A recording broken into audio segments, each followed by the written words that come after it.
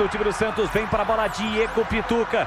Todo mundo lá dentro, partiu Pituca para a bola, pé canhoto, levantou para a boca do gol, passou Guilherme, sobrou para João Basso, bateu no canto, é gol!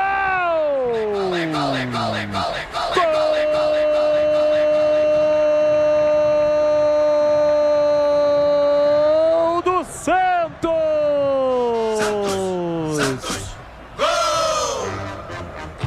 João Basso tem a 15 estampada na camisa, no vacilo defensivo da Macaca, na cobrança de escanteio, houve um desvio no meio da área e a bola sobrou limpa dentro da grande área para o João Basso. Ele dominou e soltou a bomba com a canhota, dominou na coxa e bateu bonito com estilo. A bola ainda tocou na trave e foi para o fundo do gol, no ângulo do Pedrão. Pulou nada, pode fazer só protocolar o pulo do Pedro Rocha.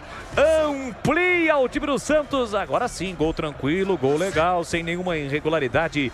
João Basso, 33 minutos, primeiro tempo está registrado. O Santos amplia na Vila, o zagueiro João Basso coloca lá dentro.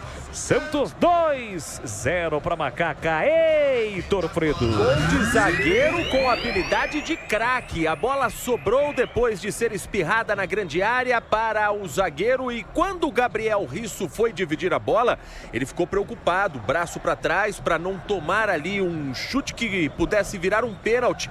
Mas o que o João Basso fez foi dominar com a coxa, levantar e bater no ângulo. Um golaço para o Santos, ampliando o placar nesse primeiro tempo, 2-0 Peixe na Vila Belmiro. E aí, Gleg?